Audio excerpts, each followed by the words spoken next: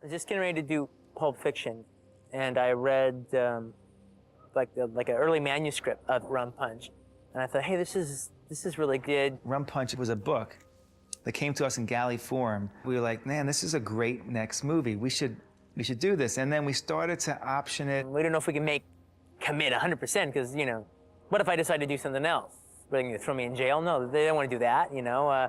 So it was like, I felt like we were taking advantage of them because I could change my mind. We just let it go, and then it just came back. Way after Pulp Fiction, we were able to pick up 3 Elmore Leonard novels, and I thought I was going to do another one of them. I didn't think I would do Rum Punch.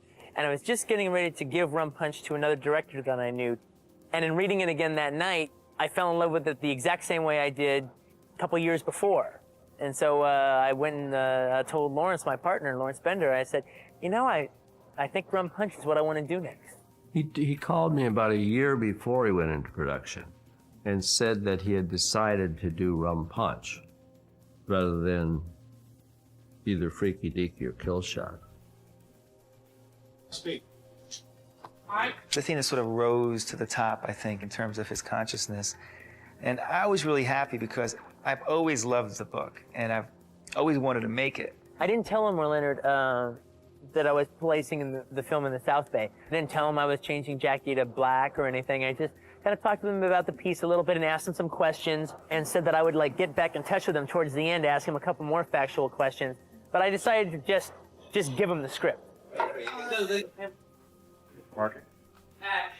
I think we were both a little worried that Elmore Leonard was going to get like, what did he do to, I mean, what did he do to my book? He wrote to me, no, he called me, I mean, right before I went into production on Jackie Brown. He said, I've been afraid to call you for the last year. And I said, why? Because you've changed the title and the color of the main character? And he said, yeah. I said, well, that's all right. Do what you want. You're the filmmaker. And he really liked the script. Then he came back and said not only did he thought it was the best adaptation of his work he'd ever read, he thought it was maybe the best script he'd ever read. So it made me feel really good. Cut! The reason why, for me, that this really works is that Quentin really captured the essence of Elmore Leonard and captured the essence of the story and the book in the script and on screen. Jackie Brown is a wonderful script, and I thought it was a great film for Quentin to do, and because it's much more serious, and it's also older people. It's a wonderful follow-up to Pulp. You know, you know, he has it in him, and we weren't out to make Pulp Fiction 2. We were out to do a completely different movie. I didn't know how Quentin would be able to adapt the book or a novel to his style of filmmaking. And action. Quentin said, it's about 50% Elmore Leonard and 50% me, and that's about right. You know, there's a lot of things in the book that aren't covered, but the you know, the human relationships and the caper, of course, were there in the original, but Quentin, of course, made him his own. I told Quentin, I said, if you and Elmore Leonard had a child, this is what this is, because it really, I think it maintains a lot of that same feeling. Mark. Action. Hey. Oh, hi. Are you here? I was waiting for the phone. Good luck, that guy's been on it since I've been here. Well, I just better find another one. Thanks anyway. Cut. Just again. Oh. Boy. He has the same kind of sensibility that Elmore has, and he was able to take scenarios and create dialogue around them that made a wonderful kind of cinematic sense of that novel. I think he respected the material and he wanted to use what he could, and he found out that he could use perhaps more than expected. I'd read Rum Punch, I'd read The Switch. I'm an Elmore Leonard fan, and when I read it, I was going in there to compare it, you know, and see how much it was like those books. And it was pretty true to the books, except it's got Quentin's humor and speed to it. This is Jackie Brown's Cabo airbag. In it, she's going to smuggle the $500,000 from Ordell that she's brought in from Mexico. And the one thing about working with Quentin is he wants everything authentic. So we're going to really shoot the scene with $500,000. And this is, you guys wanted to know, that's what $500,000 feels like. It was just an explosion, the 70s, which I think is probably why everyone's interested in going back and looking at it with a magnifying glass to see what it was about. You know, it's documented, you know, now how knowledgeable he is. It's like weirdly encyclopedic. I mean, weirdly in a good way. Well, Quentin is educated, I think, from a broad scope of interest in film, and I think that's what has made him the filmmaker that he is today. He liked the rough, tough exploitation pictures, of which I certainly made a few contributions. I remember the first time he walked by my trailer and heard all this noise coming out of it, and he kind of peeked in and realized I was watching Hong Kong film between shots. It just brought this big smile to his face. So we actually talk about a lot of the same things. And the fact that he's an only child and lived in front of the television and at the movie theaters, I did too. So we just actually are almost, you know, kind of carbons or negatives of each other. In a sense, I'm just a little older than he is. I'm a big fan of blaxploitation films. I love black cinema and everything. And yeah, this is, you know, I mean, this movie is what it is. It's not a blaxploitation movie, you know. It's just, it takes its tone from that. I like to call him the Rain Man of filmmaking. If you talk to Quentin about an obscure film like Bikini Models of the Amazon or some strange film that you would never think of, he will not only know the actors and the director, but he'll know who did the costumes for it. He loves the genre. He's a huge fan of the 60s and the 70s. It was a good time. It was a time of innocence because the 70s were the rewards of the 60s and the 50s. The marches, the restrictions were down. We had more freedoms given to us, and all across the board, not just the black community. I know that he spent a lot of time in the black community and going to films and hanging around people, so he knows what he's talking about. I get my inspiration from my community. I'll look at Black Enterprise and see all these women who are doing phenomenal things. That inspires me, and it's cyclical. They inspire me, I inspire them. The audience knows, because we are basically, you know, representing them. And I think that's a part of developing who you are and your humanity, being interested in other human beings. The most integrated place I've ever seen in my life was a housing project in Tennessee, where you had all the poor blacks and the poor whites living right next to each other in this housing project, all right? And everybody was cool with everybody else. They were just all completely in the same boat. I'm not very critical of what he does, or I don't question it in certain ways like a lot of people do, or his right to say things or write things that other people say, especially like the word. So I just kind of deal with it. You know, Quentin is who he is, and he's very literary. But I had to say, my feeling about that is the same as my feeling about characters like saying, you know, cuss words or violence or something like that. If Elmore Leonard had written more violent scenes in the book and they had been organic, I wouldn't have hesitated about doing them at all right? But I wasn't trying to crank it up for that. There's a very distinctive style. And not only that, all of his scripts have words in them. There aren't like 14 pages of descriptives where you don't have people talking for like 8 pages because they're saying, okay, he gets in the car, he walks down the street, he jumps over this, he runs this way. People are talking and things are moving with dialogue. Marker? Settle quietly. Camera set. Placement. Okay, ready, guys? Here we go. So you're starting off pretty provocative with this first little tidbit. Okay? Action. Riddell has a guy working for him named Lewis. Did you two meet? Yeah, this afternoon before I came here. You know, Quentin's been a Pam Grier fan forever. And then when we met her on Pulp Fiction, I was like, this woman is such an awesome lady. He called me in for an audition for Pulp Fiction for the role that Rosanna Arquette played, but they'd already hired Eric Stoltz. And I guess Quentin after a while said, he's not gonna tell Pam to shut up. You know, maybe that just won't work. She gave a great reading and I could have cast her, but just wasn't quite right. And he said, but we're going to work together one day. And I said, oh, yeah, right. Yeah, sure. You're going to go through the roof with this, and I'll be seeing you at premieres or something. But I did a good reading. We had a great time. And when I walked in, they were all my posters from 20 years ago when I was like a little piss and vinegar kid. And he had them. I said, did you put these up because I was coming over? And he said, no, I was going to take them down because you were coming over. I'm a big fan of coffee. I'm a big fan of the director Jack Hill, who kind of discovered Pam, and they did the Big Bird Cage and the Big Dollhouse and Coffee and Foxy Brown. He has been a big fan, has had posters in his office, forever. He's been collecting them. And I didn't know I was a cult figure. He informed me. I've watched Pam for a long time. I guess the first time I was standing there rehearsing with her and I had my hands on her throat, I'm sitting there saying, I'm about to choke coffee. This is kind of chilling to be there and doing that, and kind of exciting in the same breath.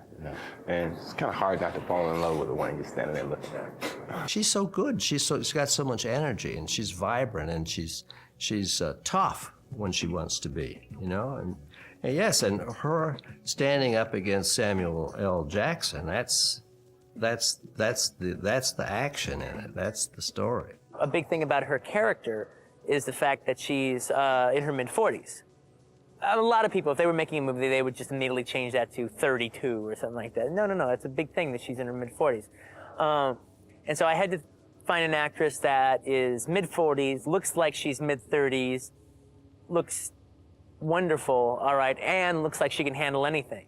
And I was trying to think of who that would be, and I go, well, Pam Grier kind of fits that bill. That would be pretty terrific. Quentin had the confidence to say, Pam will have all of that I need for Jackie to really, now we've got Elmore Leonard's characterization, and he writes so descriptively well, and we have Quentin Tarantino's energy and excitement and timing and style. Now Pam will bring all this from the street. She's intimidating. I mean, she's tough.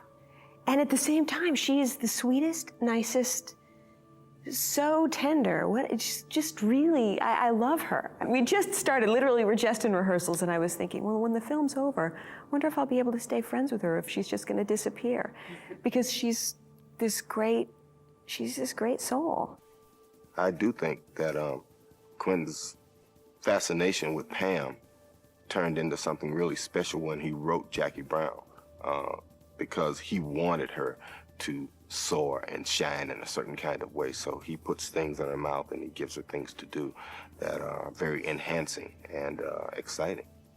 He was so excited about working with one of his all-time favorite actresses that, of course, that passion made it so exciting. It was thrilling, and I got just as excited as he, because he was just so enthusiastic about working with her. I think that with Quentin's name and Quentin and Pam Grier together, it's such a kind of exciting 1-2 punch. And then it's not like we think, oh, we got to put stars, we got to put actors.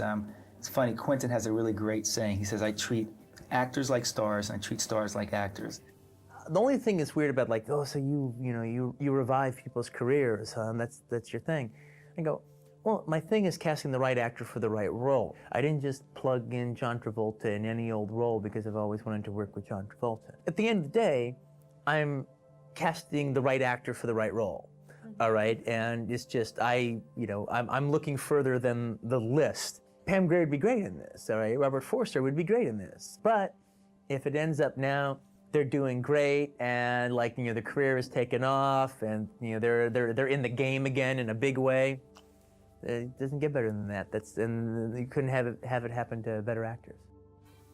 I've always been a big fan of Robert Forster. I was always a big fan of his as an actor, and I've always liked his work a lot, and I've wanted to work with him. Some years ago, he sold a script to a guy I know, True Romance. And then when he sold him the script, he said, and this part goes to Robert Forster. Eventually, they took the movie away from this guy and sold it to Tony Scott, apparently, and Christopher Walken did the part. He came in and auditioned for Reservoir Dogs, and wasn't quite right, but really loved him. I was reading for the part that Lawrence Tierney eventually played, but when I read for him, Quentin said, you know what, this might not work out, and if it doesn't, don't worry. He said, one of these days I'm going to use you. And in the time of reading the book and writing the script for this, I thought of the different people who could be Max Cherry, and he was definitely one of the ones that kind of kept coming into my mind and everything. He probably saw Alligator, and he probably saw, you know, some of the old stuff, and he saw something. Apparently said, that guy's going to work again. Let's let him work. He called me about a year before he went into production and said that he wanted Robert Forster for Max Cherry, who was the bail bondsman. I said, Robert Forster? I haven't seen him since Medium Cool, which was, I think, '69. And he says, oh, he's still around, he's still working, and he was perfect. You know, there's a lot of casting directors that basically just don't do their job. They know who all the other casting directors know, which is basically everybody who's on that A-list and, you know, hot B-list. Yeah. All right? But then there's but then there's actors like Robert Forster who have been around forever. So all right? And, you know, say, where did he go? Well, he didn't go anywhere, all right? You know, he's been working, all right? You know, a lot of his stuff has gone straight to video, and some of it's not good, and some of it is, and, you know, and that's what it is, you know, but his work is always good. You know, when Quentin said he wanted to cast him, I was like, that's a really good idea, but, you know, why don't we see other people? And, you know, I was like doing that kind of thing. And Quentin's like, no, I want Robert Forster. He's perfect for this role. And then I bumped into him in a restaurant, and it was just like, bam, he's the guy, all right? And I just gave him the part. Then when I met him, I really understood what he was talking about, because he's such a sweet man. He did say it was Robert Forster. He said he'd always envisioned him, and that he'd been thinking. He says, no, it's definitely, yeah. I really like him, Pam. You're really gonna like him. And now I'm trying to look for his film. I'm trying to look for his shows, and I'm saying, yeah. I remember he had this dark, very calm power. And I said, oh, yeah, that's interesting. I wonder what it is like now, you know, from surviving and family, and, you know, you don't know if how many marriages and divorces and children and tragedies and life stuff that you've been through, and what you're like when you come out of it. And he's come out with, you know, great humility and character and charm and a smile, and it works. It works very, very, very well. I'm a fan of Robert Forster's when I was a kid, and I was actually really impressed with him when I first met him. A little nervous around him and stuff. It's interesting. He's a very understated guy. You know, I used to watch his television show, and I watched several films that we actually get along very well off camera. Just kind of interesting, because those two characters kind of like butt heads, but sometimes you have to have that kind of rapport off camera, so that when you do the things that we have to do on camera with each other, you know, you're able to do them and not have any self-consciousness about it. It was fun, you know. You get feelings when you're doing scenes with someone that things are going right and that they're clicking. And every scene that I did with Robert had that feeling. Sam Jackson, I never worked with anybody as good. See, this guy's from theater. So he prepares the way I try to prepare. Quentin said, yeah, Sam's gonna play Ordell. And I said, ooh, another nice move. Sam, he just says Quentin's lines probably better than anybody else alive. Some kind of karmic meeting somewhere in there that when Quentin writes the stuff, it comes out of my mouth kind of naturally. Sam is just a riot. He cracks me up, and we had a great relationship as Melanie and Ordell. You sort of like him in spite of hating him, or I do anyway, Melanie does. I'd say Sam Jackson is about the most graceful actor I've ever seen. He's just totally graceful, the way he works. It's really, really impressive. Sam has a lot of power and in his work, you know, intensity. And he has such a presence, and I was just fascinated by it. Now, I've seen him play, you know, the character in Pulp Fiction. When will he go on this one? That was my curiosity, you know, and he's just done a phenomenal job, just phenomenal. I actually create a lot of stuff around my characters, and I bring stuff to them. Like, this whole thing is like something that I brought with me, because this is who I thought Ordell was. And Quentin does all this other stuff that he's bringing, and we find a way to meet. And take the stuff that I bring, the stuff that he has there, and the kinds of things that he wants to do inside a scene, and make some kind of magic happen. Samuel L. Jackson added a lot, I thought, to the part. In fact, there was a scene, one scene in particular, when the scene starts up on the balcony of an apartment house, and then they come down and then they stand by the trunk, and he wants them to get in the trunk. And they expanded on that scene from what it was in the book because they liked it. Sam is just perfect. He was almost too perfect, all right? You know, it was like, no, he was just terrific in it. You know, there's a little part of Sam that is Ordell. I've been having that kind of year this year, you know? And then all of a sudden, the first day we're on set together in that bar, sitting there doing this huge scene with Bobby De Niro. You still want to do your job. You want to be involved in your job, but in the back of your mind, you're still saying, this is Robert De Niro. I'm actually doing a scene. I'm acting with Robert De Niro. Robert De Niro was somebody that we were actually talking to about working with on another project. We were circling around. It was kind of funny how Bob got the script because I wasn't 100% sure that he would respond to Lewis. And before I'd even built up the courage or whatever to send it his way, Harvey Weinstein had slipped it to him. He's so great in this movie. It's a character that you really haven't seen him play. And it's an amazing performance. It's very subtle and very funny. He's got some funny lines and everything, but it's really a character that's internal. It's a character where the characterization is all done through body language. And like the way the guy stands, the way he sits, the way he smokes a cigarette, you know, all those kind of things. Well, that's one of the things that Robert De Niro does as well, if not better than anybody else, all right, is inhabiting a character through behavior. I had no idea what he was doing until I saw the film, and then I realized, oh my God, he is like discovering the world again after being locked up for 4 years. He's got his own thing going. You know, it going beautifully. It's so specific and subtle and just pays off so great. Yeah, I thought De Niro was great, the way he played the part. This guy had been to prison and he had learned a few things, but it also, you see some wear and tear on him. From the first shot between him and Sam Jackson, you just really know who Lewis is by just the way he's holding that little drink of his and his kind of slumped over thing and just kind of half listening, half falling asleep. All right, yeah, with both Ordell droning at him and these girls, you know, getting him, and then it's not until you go to the mall that you actually have any plot function. Yeah. Right? In the movie, you know, Lewis' character is very much freed of the plot. You literally get to know him the way you get to know somebody in real life. You get to know him through hanging out with him. That was the only thing that is that from the back.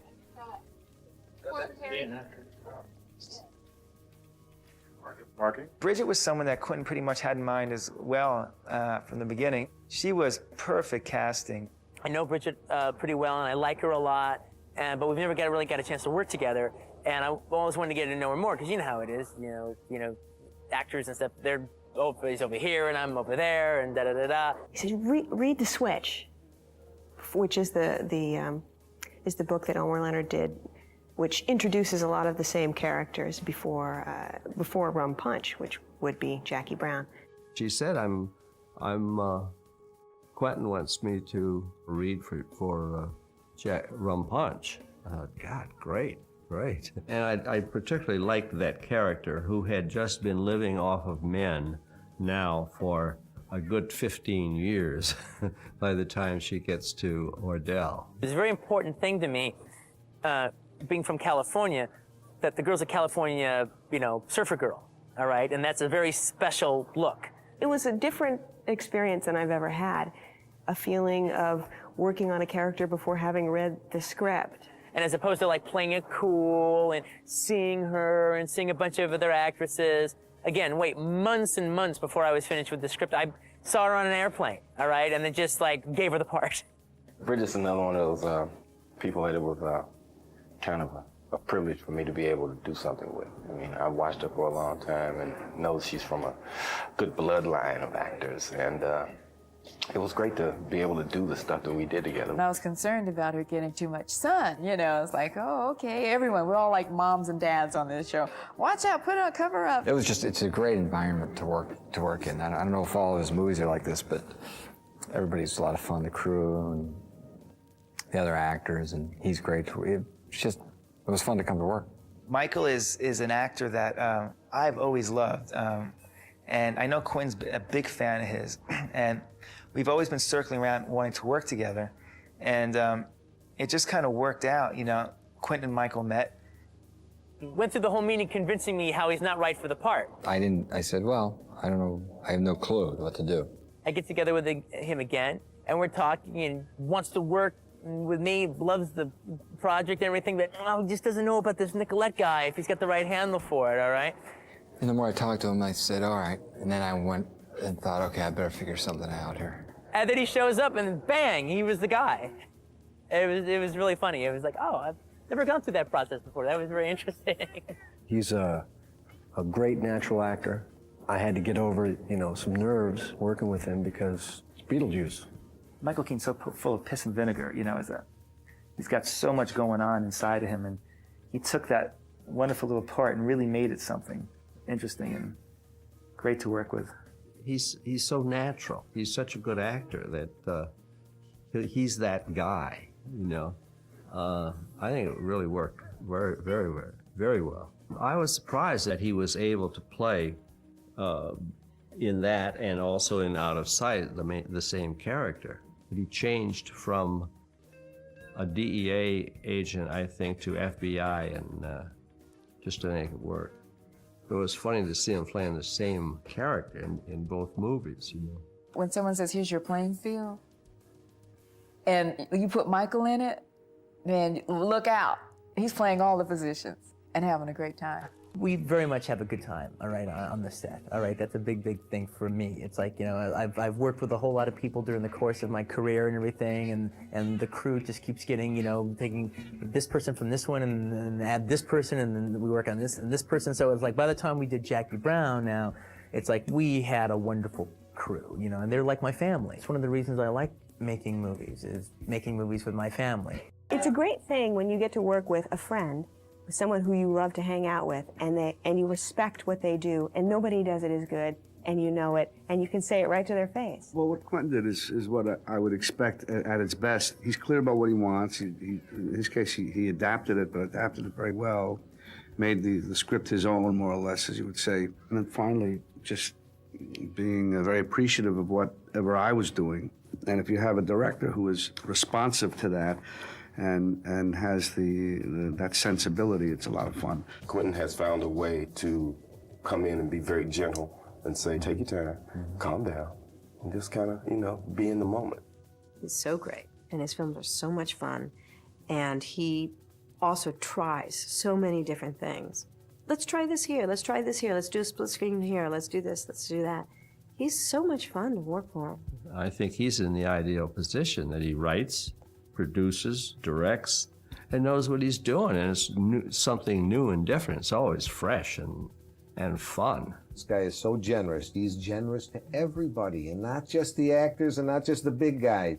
The set was full of people who love him, and there were laughs all day long. That says something about him.